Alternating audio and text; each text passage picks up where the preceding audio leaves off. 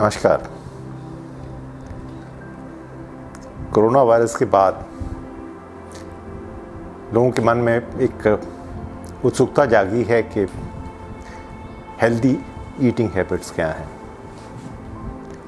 बहुत ज़रूरी है, जब सब सामान्य हो तब भी हमारी हैबिट तो हेल्दी होनी चाहिए, लेकिन जब ऐसी मजबूरी आ जाती है तब तो और ज़्यादा ज़रूरी हो जाता है। क्योंकि क्या है कि खाने को हज़म करना अपने आप में बहुत एनर्जी लेता है।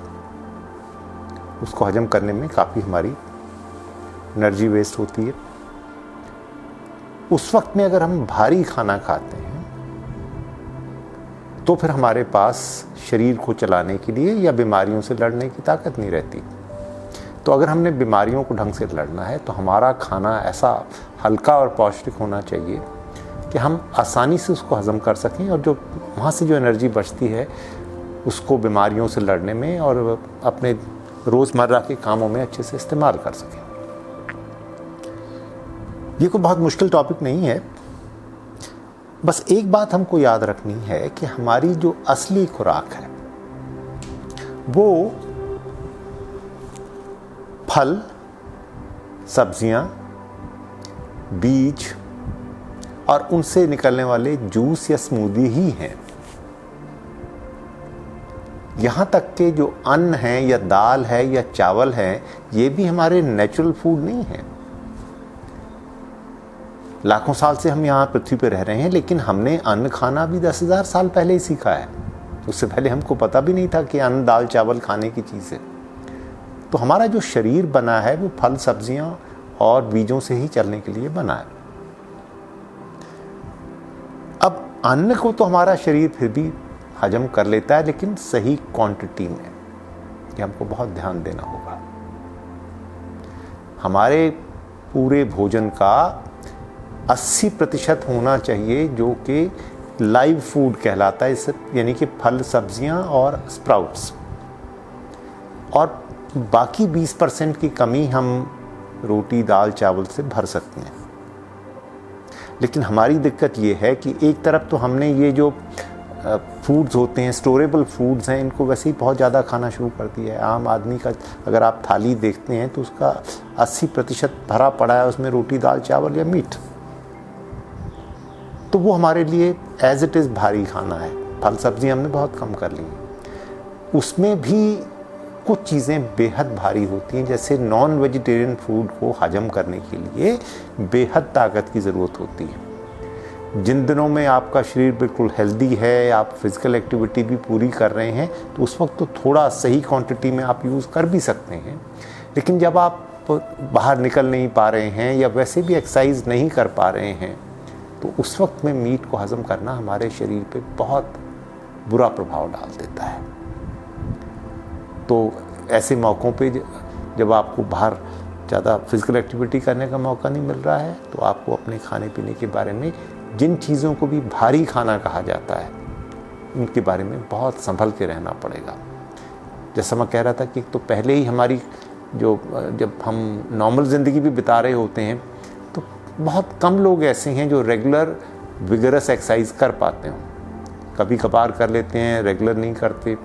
तो वो चीज़ें हमको ध्यान रखना चाहिए कि जो भी मुश्किल से पचने वाली चीज़ें हैं, जैसे मीट है या अंडा है या कुछ तरह की जो दालें होती हैं वो भी, और पनीर वगैरह भी, ये मुश्किल से हजम होने वाली चीज़ें हैं। तो इनको हम जितना कंट्रोल कर सकेंगे तो हमको अपने शरीर को बेटर करने में मदद मिलेगी। इनकी रिप्लेसमेंट, आपको भूखा रहने को कोई नहीं कह रहा है, इनकी रिप्लेसमेंट है आपके पास। फल, सब्जियां, स्प्राउट्स आपके खाने का मेन हिस्सा होना चाहिए। दूसरी बात का जो हमको ध्यान देना है वो ये है कि हमने फूड की क्वांटिटी पे हिसाब देना बंद कर दिया है। नए ज़माने में हमने फसलें ज़्यादा उगाई थी या खाने का बहुत सब्सिडी दे के किसी तरह से खाना तैयार हो रहा है। उसका पर्पज़ ये है कि कोई भूखा ना जाए। इसका पर्पज़ ये नहीं है कि हम जितना मर्जी खा लें। हमारे साथ क्या हो गया कि जिसके पास 4 पैसे हैं वो सोचता है कि मैं कुछ भी खा सकता हूँ। तो आप ज़्यादा जब भी खाएंगे तो आपको नुकसान होगा। अपने शरीर की भाषा को समझिए, सुनिए उसको। जितना खाना खा के अगर आज आपको भारीपन महसूस हुआ है तो वो आपको उससे अगले दिन कम खा के देखना है, बार बार प्रयास करके क्वांटिटी सही रखिए। ज़्यादा आप खाएंगे तो वो बर्दाश्त नहीं होगा आपसे। ऐसे ही जो फास्ट फूड हैं वो आपके फास्ट टिकट हैं आपको हॉस्पिटल पहुंचाने के, तो उनको सेलिब्रेशन के तौर पे कभी कभार आप थोड़ा बहुत ले लेते हैं तो चलेगा। अगर आप उसको सोचते हैं कि आपकी डेली स्टेपल डाइट वही हो जाएगी तो गड़बड़ हो जाएगा। तो इन बातों का ध्यान रखें। तो क्वांटिटी हमारे लिए बहुत इम्पॉर्टेंट है। आप कितने बजे किस टाइम खाते हैं उसका बहुत ध्यान दीजिए। हमारा शरीर खाने को ठीक तभी हजम करता है अगर हम एक फिक्स टाइम रखें रोज़ का। ये जो रोज़ चेंज करना है कि कभी 11 बजे खा लिया, कभी 12 बजे और कभी 1 बजे खा लिया, ये भी हमारे शरीर को तंग करेगा। इन बातों का ध्यान रखिए। और खाते वक्त कैसा मूड होगा इस बात का भी आपको गौर करना होगा। अगर आप बहुत स्ट्रेस में रहते हैं और परेशान होकर खाते हैं तो वो आपको हजम नहीं होगा। आप बहुत जल्दी खाते हैं, बिना सोचे समझे खाते चले जाते हैं तो उससे भी आपको नुकसान होगा।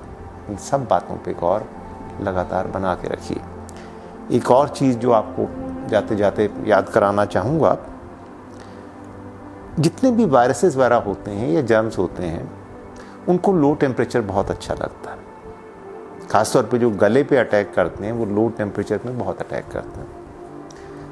तो ये जो चिल्ड आइटम्स हैं इससे हमको जहाँ तक हो सके बचना चाहिए। ख़ासतौर पे आजकल के सीज़न में जब बीमारियाँ फैली हुई हैं तो बहुत ठंडी चीज़ें लेना जो है वो अपने गले को थोड़ा सा वल्नरेबल बना देता है।